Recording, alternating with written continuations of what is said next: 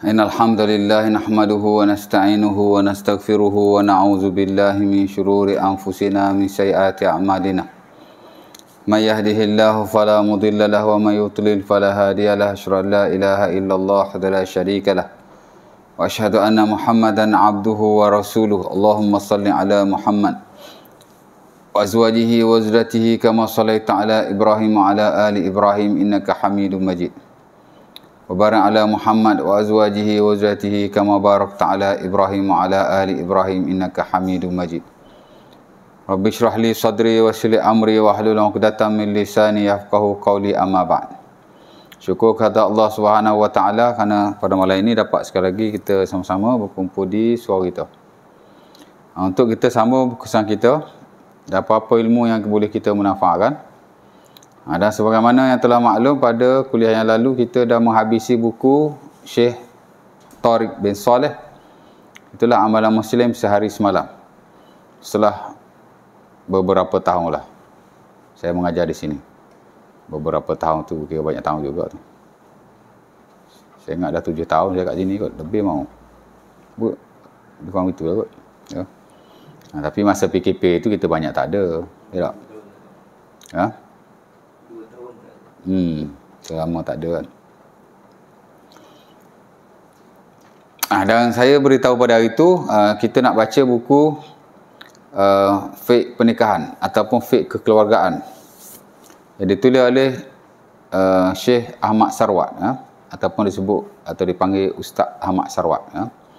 Dia ni ilmuwan Indonesia dan dia ada banyak mengarang buku-buku agama. Saya ada koleksi buku agama beliau 17 set. Tapi PDF lah, PDF. Dia ada koleksi buku agama Syekh Ahmad Sarwat. Dia terkenal juga dia ni. Dari sudut penulisan lah. Boleh kata semua bidang-bidang penting dia ada. Dia ada buku fiqh ibadat, dia ada buku fiqh munakahat, of course lah ya. Dia ada buku fiqh muamalat, jinayah, qada. Dia ada buku fiqh daulah.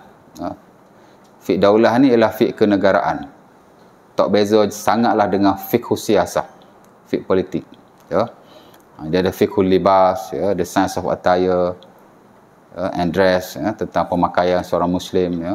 Dia ada fiqh al-ta'imah, fiqh makan minum. Ya. Saya juga ada baca buku beliau di surau di apa nama tu? Di surau, apa nama tempat tu? Subang Tambahan. Subang Tambahan. Subang Tambahan tu lama saya mengajar. Lebih lama daripada di sini lagi. Saya ingat dah 10 tahun. Tapi dulu saya dah mengajar 5 tahun atau 6 tahun begitu. Dan dia stop. Biasalah tukar JK kan. After 3 years, pengurusi lama naik, dia panggil saya balik. Panggil kita pergi ya kan. Situ pun sama, saya khatam satu buku. Tapi buku lebih kurang buku yang tu lah. Cuma yang tu Amalan Muslim Sehari Semalam yang ditulis oleh Syekh Tariq bin Saleh yang diterjemah oleh Syahrin Jassar. Saya baca di situ buku Syahrin Jassar sendiri. Itulah buku Fadilah Amalan. Habislah buku tu. Kemudian saya diminta mengajar tentang fiqh pemakanan. Juga saya guna buku Syekh Ahmad Sarwat. Baik. Di sini insya-Allah taala kita akan baca buku itu. Dan saya lihat dalam banyak-banyak buku fiqh pernikahan, fiqhuz zawaj atau disebut juga fiqhun nikah. Dulu-dulu kita panggil fiqh munakahat. Istilah ni dia boleh berubah. Buku-buku fiqh kontemporer ataupun semasa hari ni banyak menggunakan perkataan atau term fiqhu al-usrah. Fiqh kekeluargaan. The science of family. Dan sebahagian lagi panggil fiqhul ahwal asy-syakhsiyah. Ya, the science of personal affairs. Sama aja, lebih kurang aja kan. Ya. Dan itu yang ditulis oleh Syekh Muhammad Az-Zuhaili, pengarang buku Muktamad Mazhab Syafi'i yang paling famous sekali pada hari ini. Buku Mazhab Syafi'i yang latest tuan-tuan, yang up to date, yang modern. Dalam market yang banyak digunakan pakai lah, hatta jakim pun pakai, ada dua. Satu ialah apa nama tu? Fiqh manhaji. Tak pernah dengar fiqh manhaji? Takkan tak pernah dengar. Banyak masjid surau pakai buku fiqh tu, ya. Fiqh manhaji tu buku Syekh Ali Sarbaji, ya. Dan satu lagi buku Muktamad Zuhaili itulah. Dalam buku Muktamad tu untuk pernikahan, dia tulis Fiqhul Ahwal Asy-Syakhsiyah. Ya. Fiqh of Personal Affairs. Ya. Kalau English dia tulis macam tu, ya. Tapi tak apa, istilah tu tak ada masalah. Tapi yang merujuk kepada fiqh tentang kekeluargaan, ya. Dan sebenarnya ada banyak bab yang himpunkan dalam fiqh berkenaan, ya. Sebagian buku fiqh, tuan-tuan, fiqhun nikah, the science of marriage ataupun of personal affairs ni, dia tak kurang daripada 9 atau 10 kitab. Kitab ni makna bab yang besar lah. Menjadi kebiasaan buku-buku agama, kalau bab tu besar, dia panggil kitab, ya. Hak kecil tu baru dia panggil bab. Daripada kitab jadi bab, jadi fasal. Kitab ni maknanya bab yang besar lah, ya. Kemudian bab hak bawah dia tu, lepas tu fasal. Fasal ni macam section lah, ya. Contoh fiqh ibadat. Fiqh ibadat kita ada berapa kitab? Ya, kita ada 5 kitab.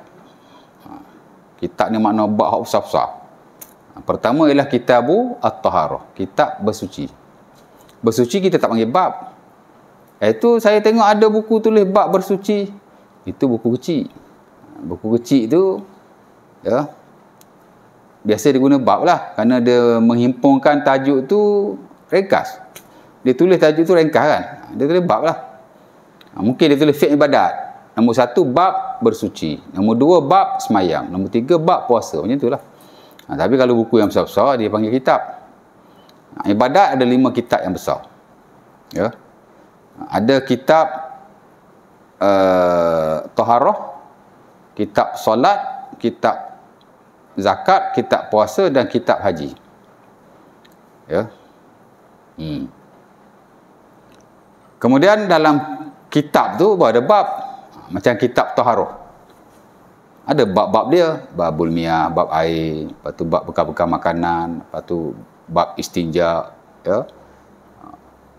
Satu bab ada satu bab lah. Bab tu biasa kita panggil chapter lah, chapter kan. Semayang pun sama juga, bab yang pertama, bab yang kedua, ya. Mula dengan mukaddimah lah, mukaddimah pengertian semayang, apa semua hukum semayang. Kita dah pergilah syarat wajib semayang, syarat asal semayang, itu bab. Dalam bab tu ada fasal, fasal makna section.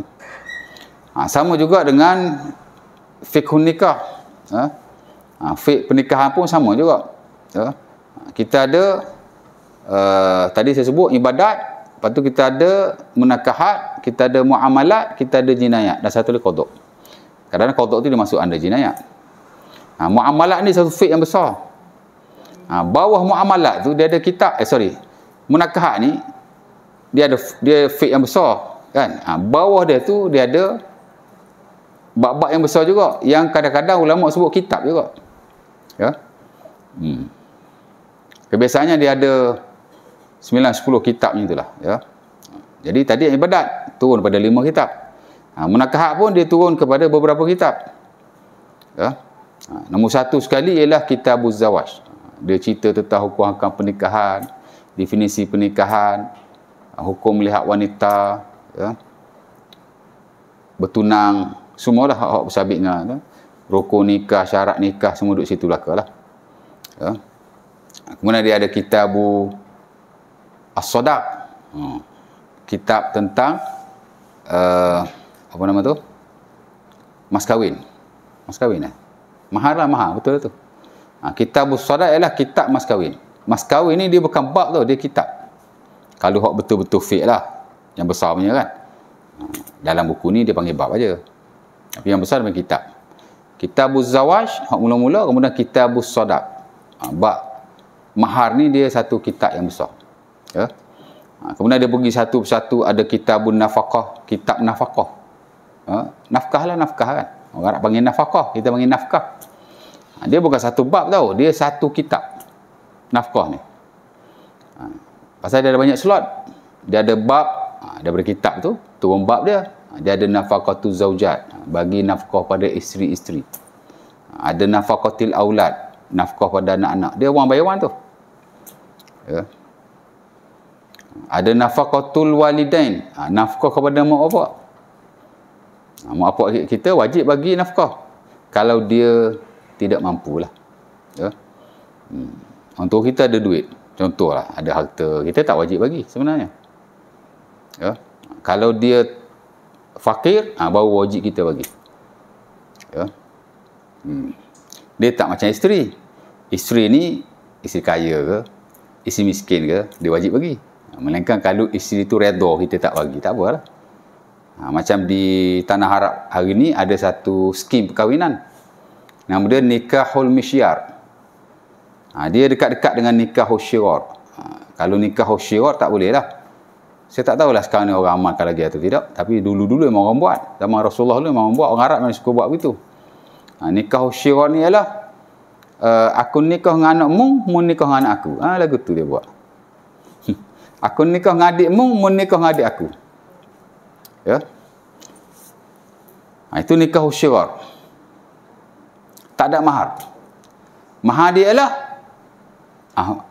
aku nikah dengan adikmu, aku nikah dengan anakmu, mahar dia ialah mu nikah dengan aku. Lagu tu. Dia menjadikan perkahwinan sebagai mahar. Mana boleh kan? Ya. Sebab tu sebagian ulama kata cara begitu haram. Sebab ada hadis dalam Nabi larang. Ya. Menjadikan mahar tu sebagai pernikahan. Sebab kata kalau mahar asing pun tak boleh. Dengan syarat kita mensyaratkan pernikahan di atas pernikahan. Tak boleh lah. Ya. Aku nikah dengan adikmu dengan syarat mu nikah dengan adik aku. Walaupun mahar dibayar, tapi sebagai ulama tak benar juga. Kerana sebagian kata dilarang tu kerana mahar. Dan sebagian lain kata yang dilarang itulah kerana mensyaratkan pernikahan di atas pernikahan. Ya. Itu nikah syirar. Maklumlah dalam fiqh memang ada bab tu. Ya. Saya dulu di universiti, saya kan mengajar part time di universiti kan, Open University tu. Saya tak ajar fiqh pernikahan, tapi kalau tak cukup pensyarah, saya ajarlah. Saya dah lah ajar dulu satu sem. Sekali tu ya ajar. Tapi saya sebab tak pernah mengajar, student dah besar-besar, orang besar-besar, orang semua bukan budak-budak. Kalau mengajar PTA, kalau budak degree ni after SPM lah kan. Kalau mengajar PTS mana ada SPM. Semuanya bekerja belaka ni. Ustaz-ustaz kafar, kerja di jabatan agama. Kadang-kadang dia orang yang banyak bercakap. Saya ada student yang paling tua lah, umur 65 tahun. Pencen DBP. Kalau kelas je dia bercakap. Saya bagi je kan. Sebab dia memang berilmu. Dia memang ada ilmu. Dia banyak mau baca. Dia bahagian buku kan. Memang ada ilmu.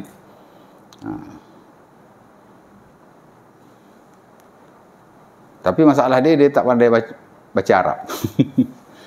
Ustaz ni bila tak pandai baca Arab, dia problem sikit lah kan. Dia susah nak buat saya makan, kena cari kat Melayu. Adalah poin-poin dia salah tu ada.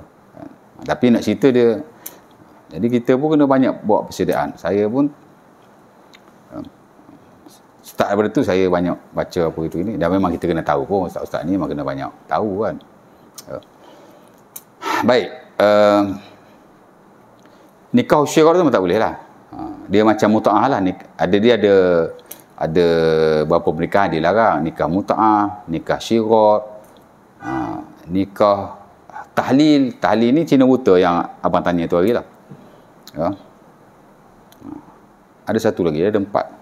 Okey, nikah mesyar ni bukan syirar. Nikah mesyar ni ialah dia menikah dengan syarat suami tak bagi nafkah.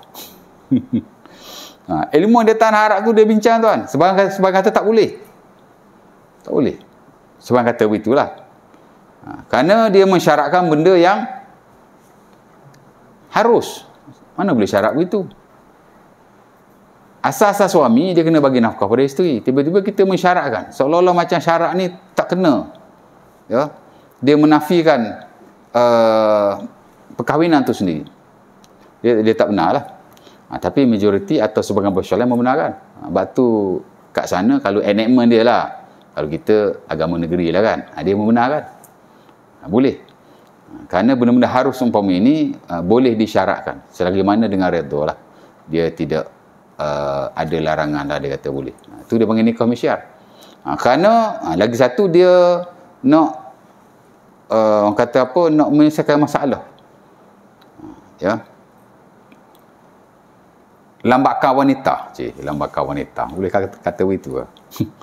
Ramai sangat wanita tak ada suami. Kan dia perlukan suami. Dia ada career, duit ada, everything dia ada. Tapi suami tak ada. Jadi dia nak kahwin dengan syarat tak payah bagi nafkah ke dia. Ya.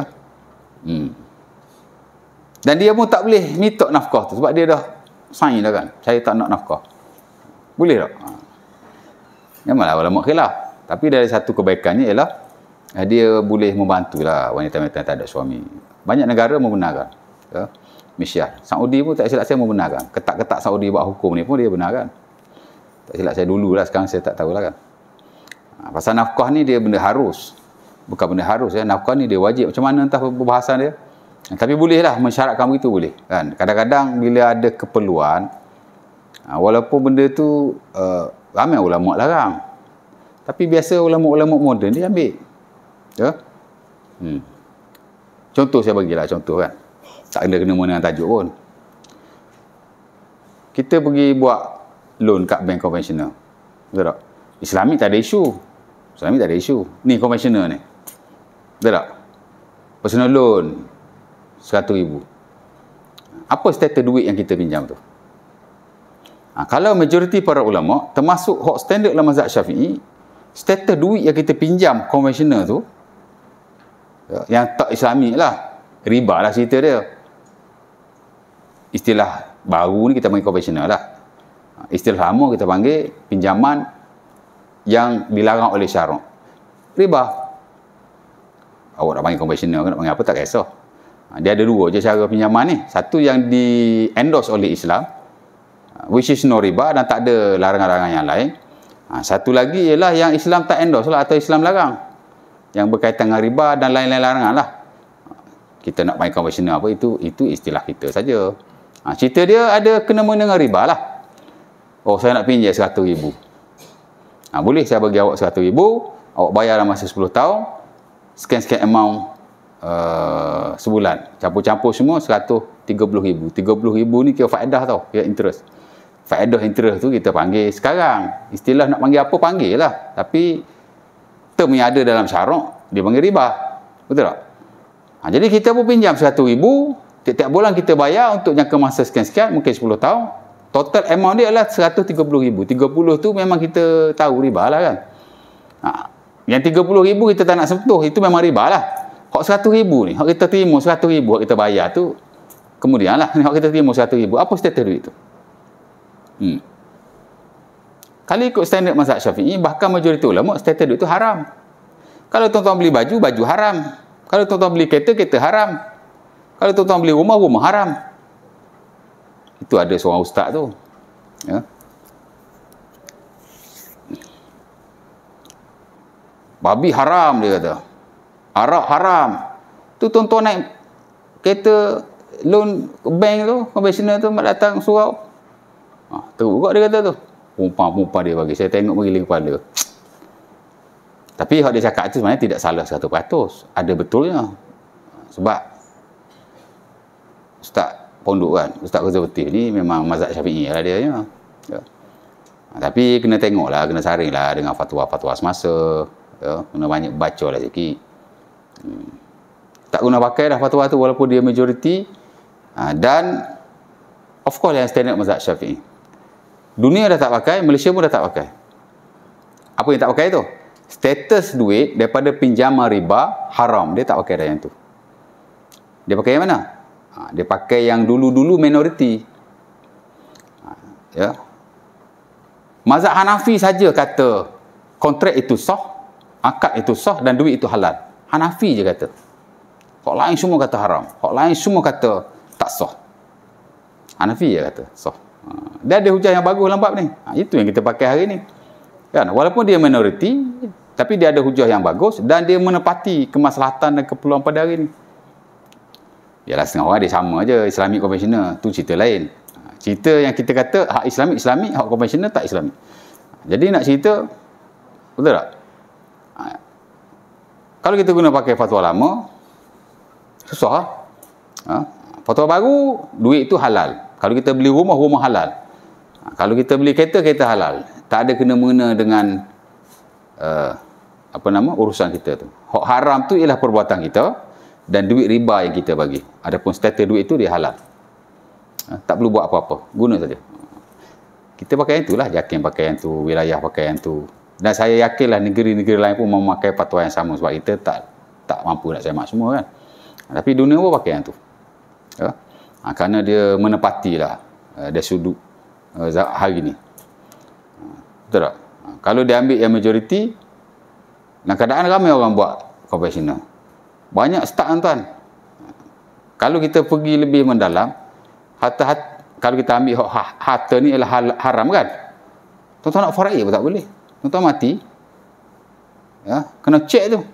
Oh, ni riba ke tak riba? Kalau riba tak boleh, kerana tuan dia kena pergi Baitul Mal. Macam mana? Dia semua bersangkut paut tu.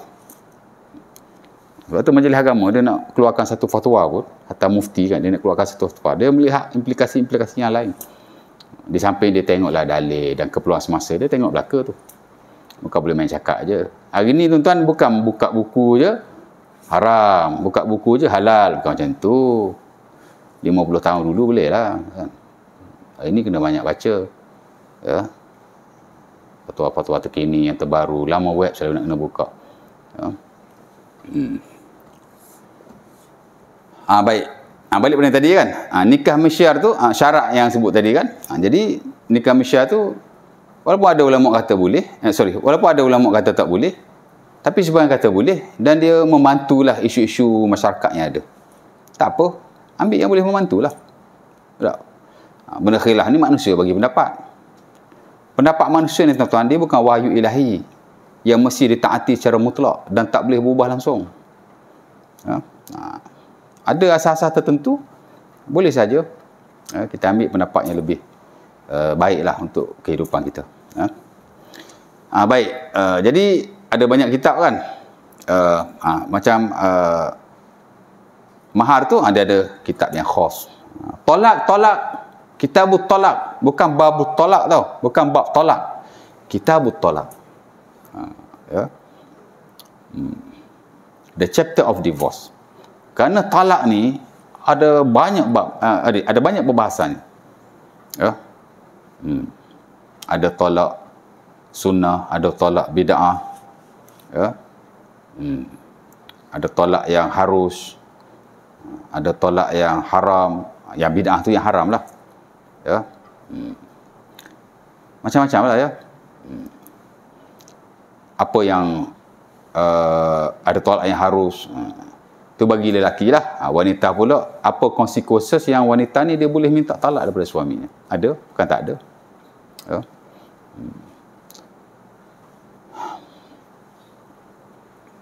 Kemudian Kitabu Al-Iddah, kitab tentang iddah. Dia kitab tu, bukan bab tu. Sebab dia benda yang besar. Iddah ni dan Quran Allah Ta'ala sebut one by one. Di samping hadis Nabi lah, tapi dia punya ayat tu dalam Quran ada. Iddah kematian suami macam mana, iddah wanita yang tak kematian suami ada sebut dalam Quran. Iddah wanita mengandung ada. Ya. Ada banyak juga iddah ni, ada 6-7 tak silap saya. Tapi Allah Ta'ala mention one by one dalam Quran. Lepas tu ada Kitabur Radha'ah, kitab susuan. Itu pun bukan bab, itu satu kitab. Kerana susuan ni tuan-tuan, sebenarnya ia telah berlaku sebelum zaman Rasulullah SAW, di mana menjadi tradisi orang Arab, walaupun dia boleh susukan anaknya, dia akan beri pada orang lain untuk menyusukan. Itu dah jadi tradisi mereka.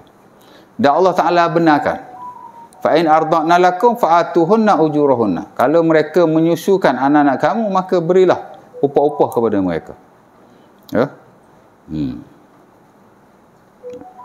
Hatta sebenarnya kalau nak diikutkan, pendapat sebagai ulama lah, kalau isteri kita minta upah untuk disusukan anak kita dengan dia pun, kita kena bagi.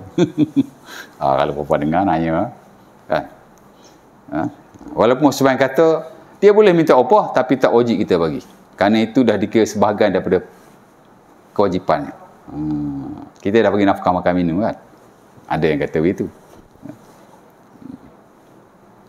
Pasal Allah Ta'ala kata fa in arda'na lakum fa'atuna ujurahunna. Kalau dia minta upah bagi. Ini umum. Bukan hanya orang luar yang menyusukan. Dia kata termasuk juga isteri-isteri kita. Nanti ada bab dia. Tak tahulah bila kan. Ujung-ujung lah kita berroto'ah. Dan orang yang memberi susu kepada orang lain sabit hukum susuan ke atasnya. Sebab tu di Europe tuan-tuan, mereka ada buat bank susu di hospital-hospital besar. Dia panggil bunukul halib, bank susu. Sebab tu ulama kontemporer yang muamalat lah, dia ada bincang macam tokoh muamalat dunia nama Syekh Mufti Taqi Osmani kan. Tu dunia macam number one lah tuan-tuan. Kita Malaysia number one Daud Bakar. Majlis Penasihat Bank Negara tu kan. Pengurusi dia tak silap. Kira yang kita kata pakar rujuk lah. Dia lah hari ni yang kewangan Islamnya. Malaysia. Daud Bakar. Kalau dunia, Taqi Osmani. Taqi Osmani dia komen saja satu produk. Dunia jatuh produk tu. Harga dia jatuh. Betapa berpengaruh ni. Fulan bin sebulan ni. Tapi buku dia sekarang tak banyak. Saya ada 2 buku je dia. Satu tentang fik jual beli. Fik jual beli semasa. Dan satu lagi tentang adab fatwa. Dia pun ada bahasan tuan dalam buku dia. Bunukul halib. Bank-bank susu ni.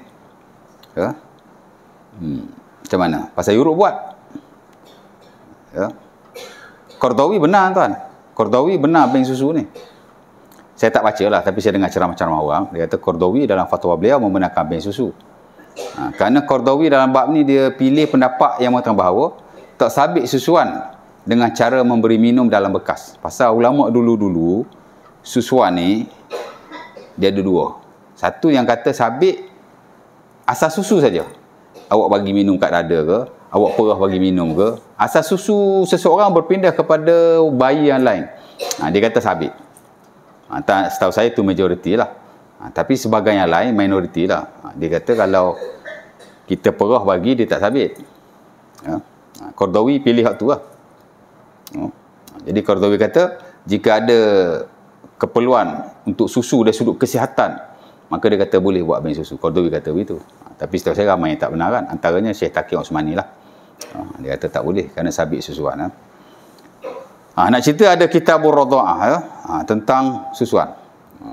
Kemudian ada bab khuluk. Tahu khuluk? Khuluk ni tubuh talak lah. Orang kita dia tak ada idea tentang khuluk, kira bagus juga kan. Tapi khuluk ni dia ada slot dalam syariah kerana Allah Ta'ala wahyukan dalam Quran. Allah Ta'ala benarkan wanita ni membayar kepada suaminya untuk perceraian. Itu namanya khuluk. Melayu terjemah tebus talak. Saya pun tak tahu siapa yang terjemahkan begitu. Tapi boleh lah kan, tebus talak. Khuluk-khuluk ni makna dia isteri bayar pada suami untuk perceraian. Sama ada offer tu datang daripada suami offer dia. Mau nak aku cerai mau mai 2,000. Mau bagi aku 2,000 jatuh talak. Itu. Ataupun isteri tu offer. Bang, boleh tak kita bercerai? Saya bagi awak duit. Ataupun boleh daripada pihak ketiga atau keempat. Ialah adik kita kahwin dengan penagih dadah. Hari kena belasah, hari kena belasah. Lah kita pergi jumpa dia. Mau cerai adik aku bagi kamu 10,000. Boleh tak? Itu dia panggil khuluk, tebus talak. Alah, tuan-tuan hari ni yang duk buat taklid tu pun tebus talak juga tu. Betul tak? Tuan-tuan tak ingat dulu lafaz nikah macam mana? Kan kita kata kalau kita tinggalkan isteri 3 bulan berturut-turut, 3 bulan anak pun dah tak ingat lah. Tapi adalah surat nikah tu demi lafaz tu. Kita baca kan. Dia tengok balik lafaz nikah tu. Ada tak? Saya nikah dah 20 tahun, ada saya ingat tu. Tuan-tuan lagi lama kot. Tapi ada tulis tu. Kalau kita tinggal isteri 3 bulan tak silap berturut-turut tanpa memberi nafkah, tanpa apa berita, macam itulah cerita dia. Tiba-tiba isteri mengadu, pada qadi sabit yang kita buat benda tu, lalu isteri bayar RM1 kepada qadi, maka jatuhlah talak. Kita gabung dua tu. Satu ta'liq, satu khulu' lah. Kita khulu', kita tebus talak dengan ta'liq. Ya. Nampak? Dia panjang proses dia tu. Jangan ingat mentang-mentang kita lafaz, lepas tu tulis pula dalam surat nikah. Ingat senang ke? Saya punya sepupu tuan turun naik. Tak cerai-cerai.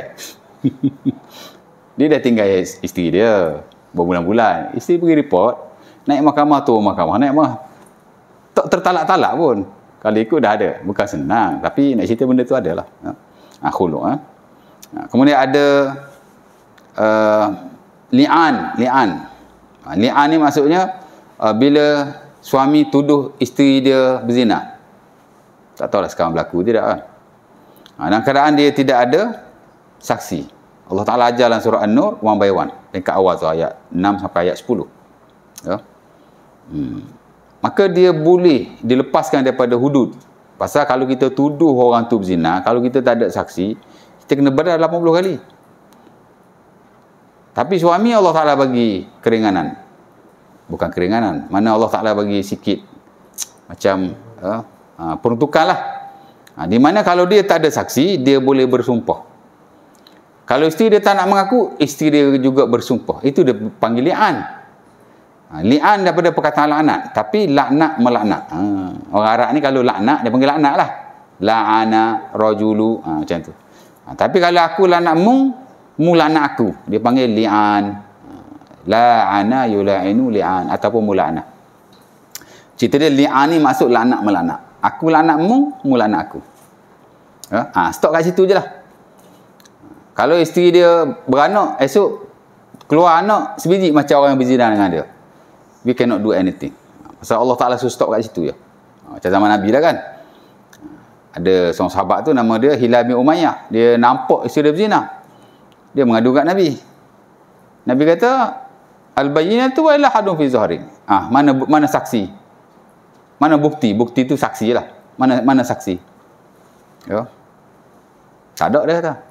Kalau tak ada, kau kena bedal lah, Nabi kata. Allah Ta'ala turun ayat Quran. Ya. Allah Ta'ala kata apa? Kalau tak ada, suami li'an isteri, isteri li'an suami. Allah Ta'ala si ajar lafaz dia lagi macam mana li'an. Ya. 5 kali sumpah. Kan? 4 kali tak mengaku, sekali laknat Allah ke atas aku.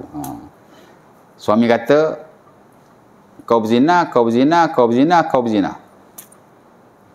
Rengkah-rengkah begitulah.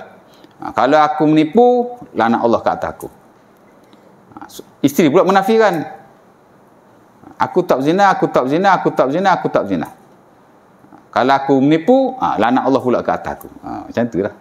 Dia bukan laknat orang. Dia laknat diri sendiri.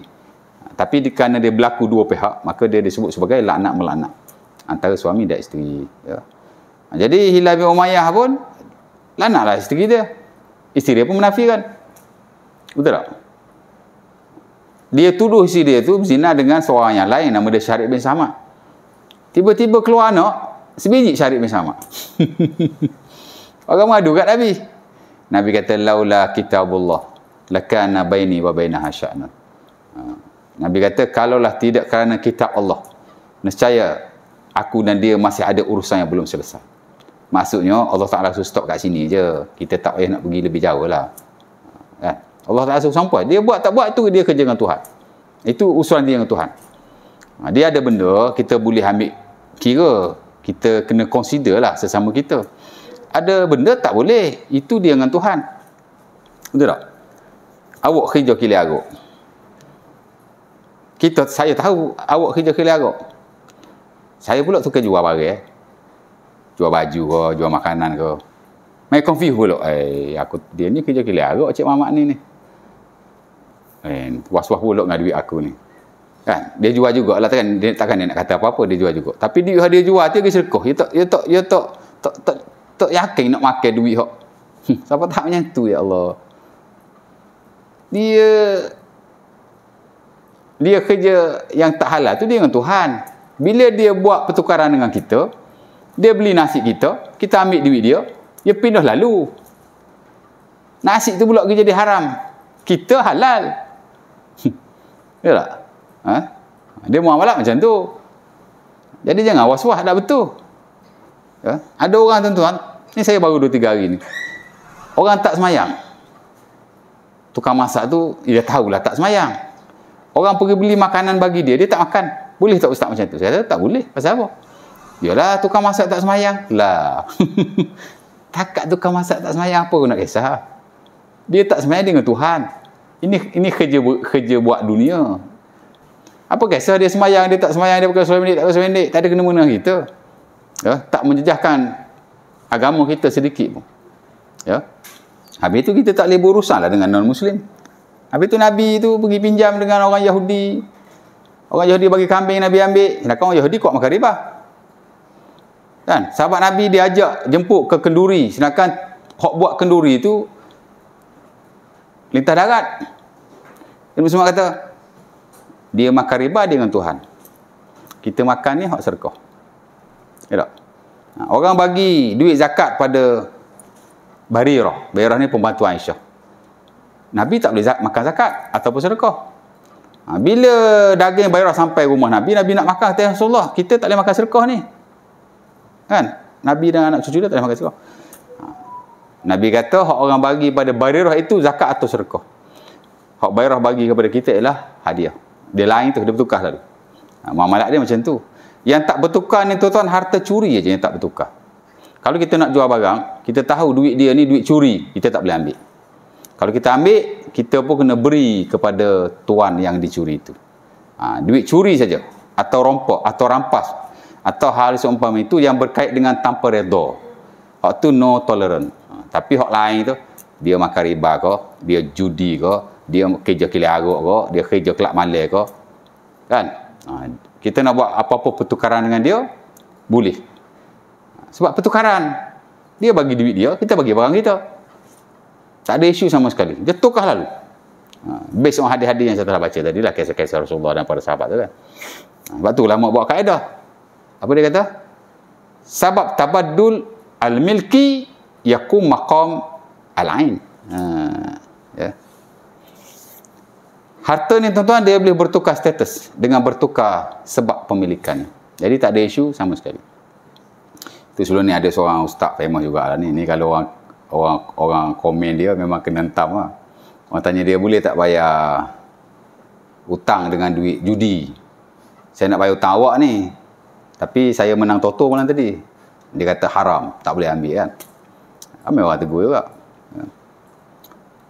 Salah lah macam tu. Tapi personally saya kata tidak salah, cuma tak tepat. Yang dia sebut tu yang standard mazhab Syafi'i, yang sudah tidak diguna pakai lagi. Ya. Dunia tak pakai, Malaysia pun tak pakai. Ya. Fatwa hari ni banyak kata kita boleh ambil saja. Dia base orang tadi lah. Ya. Bila bertukar aja, yang kita ambil hutang. Ya. Urusan judi dia dengan Tuhan. Macam kalau tu tengok fatwa mufti wilayah kan.